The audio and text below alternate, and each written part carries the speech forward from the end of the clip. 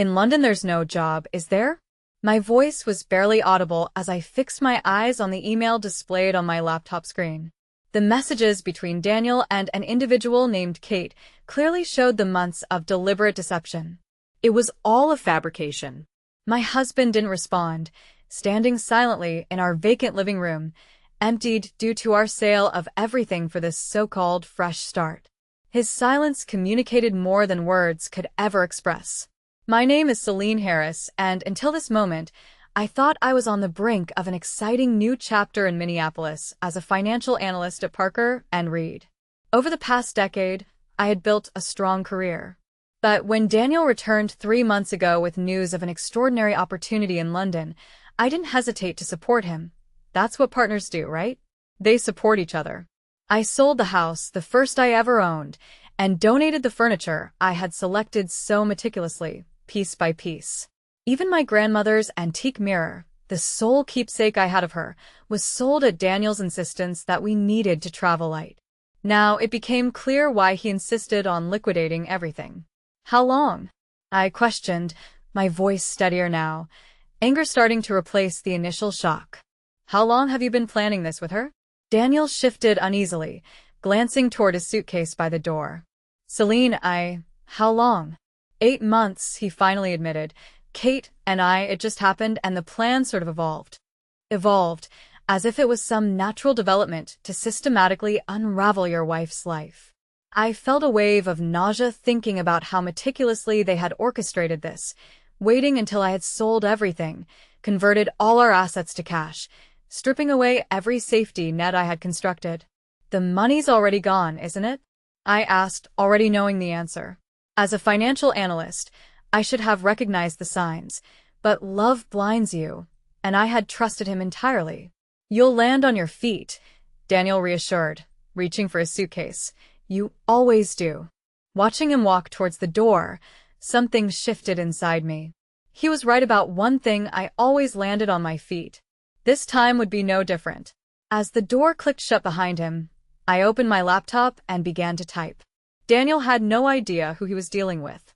Daniel and I first met 6 years ago during a financial technology conference in Minneapolis. I recall being impressed by his drive and ambition. At the time, he worked for a smaller firm but had grand dreams of ascending to the top. What I didn't realize back then was that his ambition would eventually overshadow everything, including our marriage. In hindsight, I can now see the warning signs I chose to ignore, like how he always seemed to take more than he offered.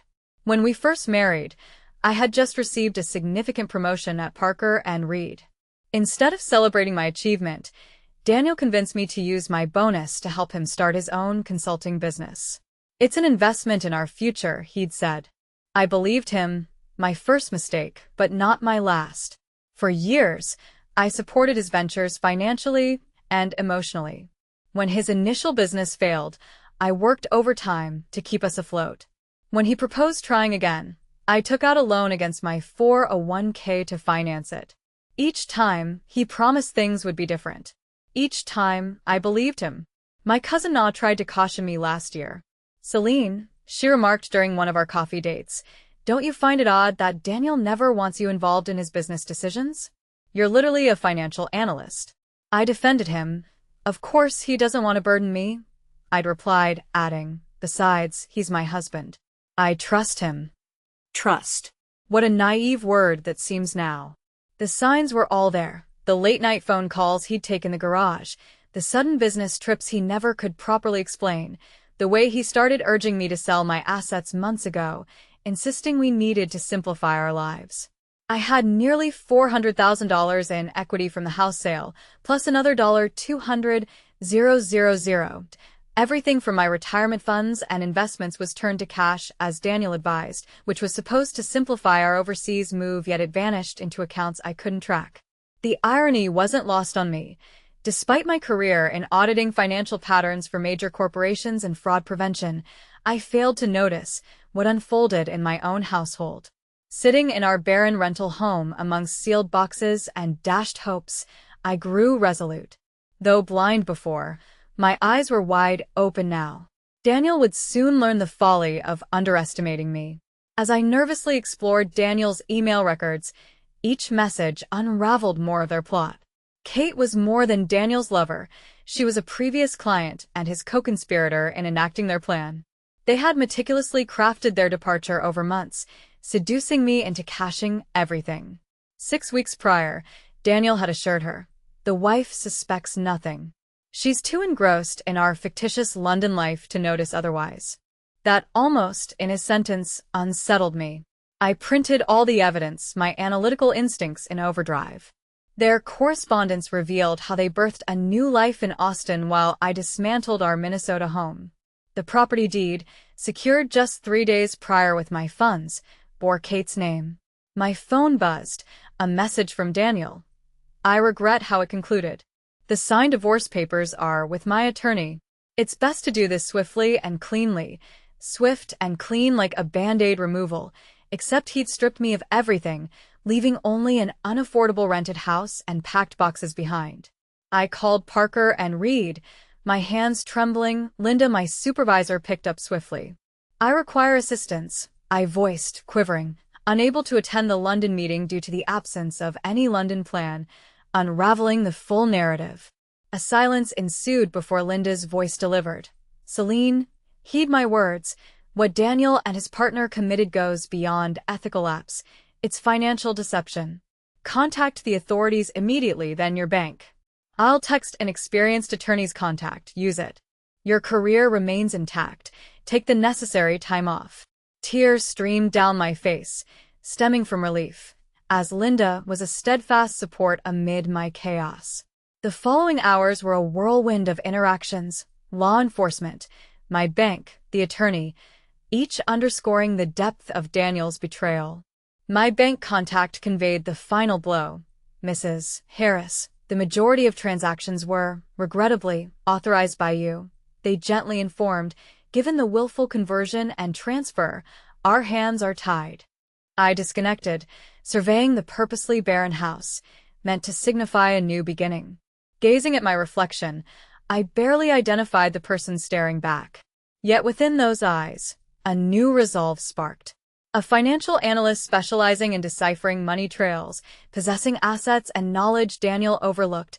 He believed he'd shattered me, but it was his greatest blunder. For the next week, I operated from my cousin Nina's guest room, transforming it into a detective's lair with walls plastered in documents, transaction records, titles, email trails. Late nights were my norm, trailing Daniel's financial breadcrumbs. "You need rest," Nina urged one morning as she offered coffee, her gaze acknowledging my weary appearance with concern. "I can't," I insisted, scrutinizing another bank document, noting disdain for their lavish existence in Austin funded by my folly.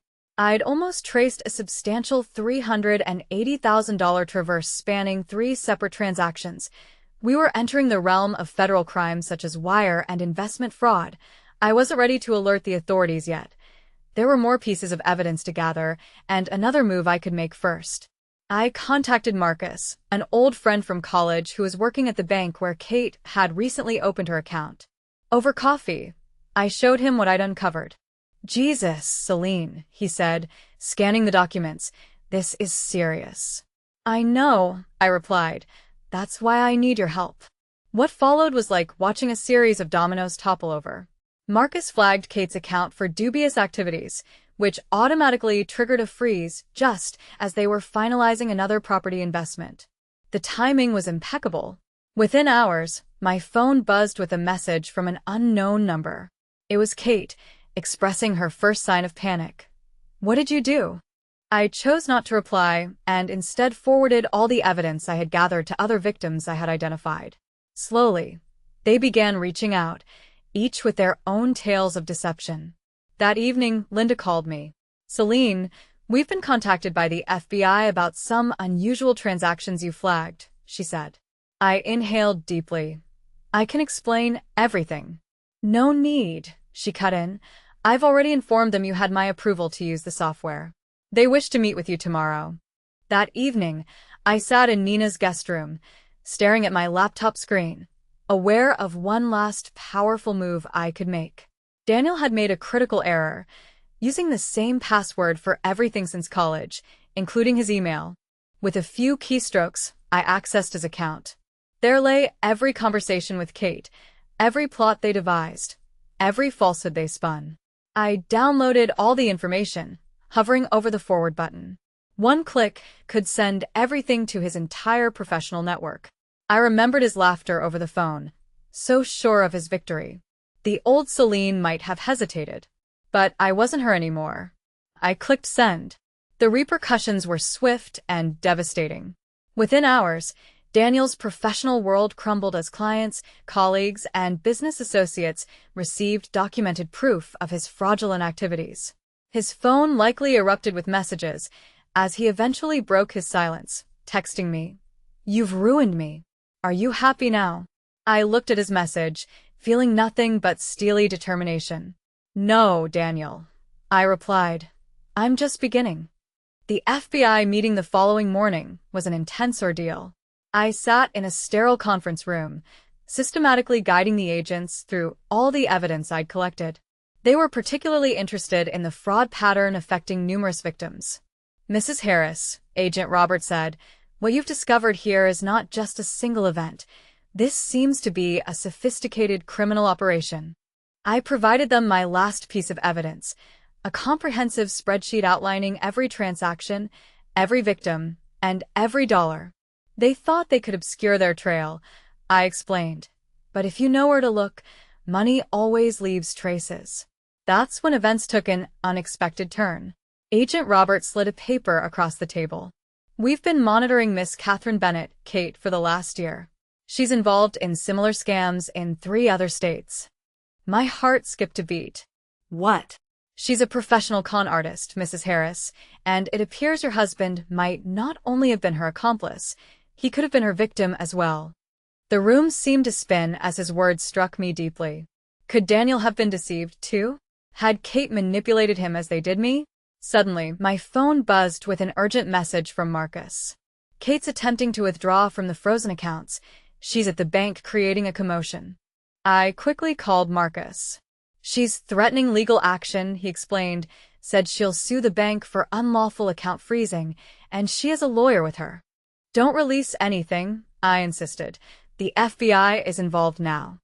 "There's more," Marcus added, voice tense. "She's claiming the money was from a legitimate business investment and has documentation bearing your signature." I felt a chill of realization. I remembered signing documents Daniel handed me, supposedly for our move to London. "Those were signed under false pretenses," I argued. "That may be the case." The legal situation became more complex, and I quickly returned to the conference room where the FBI agents were preparing to leave. "Kate's at Meridian Bank attempting to access the accounts," I blurted out. They shared looks. "Mrs. Harris," Agent Robert spoke cautiously, "you need to be aware that if any of your actions are illegal, there will be consequences." I cut in. "I haven't broken any laws. I've just been following the money, that's my role." As they sped out, a knot formed in my stomach. Had my relentless pursuit of vengeance led to carelessness? I reached for my phone to call Sarah, my lawyer. While it rang, I noticed a new message from Daniel. "You can't imagine what you've started. Kate isn't who you think she is, and we're both at risk now." For the first time since all this began, I truly felt fear. What had I stumbled upon? After a night of tossing and turning, I decided I needed to speak with Daniel. If Kate was indeed who the FBI insisted she was, I had to grasp the entire picture. Nina thought I was insane to consider meeting him. "He'll manipulate you again," she cautioned. However, I wasn't the same naive woman who had blindly trusted him before. I arranged to meet Daniel at a bustling coffee shop near Nina's place. Daniel entered looking unrecognizable, his usual confident swagger gone, replaced by a haunted expression. "Kate's vanished," he began without preamble, sliding into the chair opposite me. "She'd emptied everything accessible before the accounts were frozen, even selling the house." "How does it feel?" I asked coldly, "being the one left with nothing?" His hands quivered as he placed a USB drive on the table. "I've recorded everything. Transactions, conversations, every scheme she concocted. I thought it was my insurance, but she always stayed 10 steps ahead. I glanced between the drive and my shattered husband. In that moment, I made my definitive move, pulling out my phone to call Agent Roberts. "I have everything you need," I informed him, and a witness prepared to speak. Daniel's shoulders sagged in resignation as I ended the call. He understood it was the end. Kate might have escaped with some funds, but her partner and her facade were both lost. Daniel was about to learn that betrayal has its prices. The subsequent events unfolded rapidly. With Daniel's testimony and the evidence I provided, the FBI located Kate in Miami, arresting her as she attempted to fly to the Cayman Islands. She'd spread her accounts across 5 states, leaving behind victims over 6 years. In exchange for his cooperation, Daniel received a reduced sentence, 5 years instead of 15. I attended the sentencing, sitting quietly at the back of the courtroom, observing them being led away in handcuffs. I felt neither happiness nor sorrow, just a powerful sense of closure. "The funds will be reclaimed and distributed to the victims," Agent Roberts informed me afterward. "It'll take some time, but you should recover most of your money." However, I'd already moved on.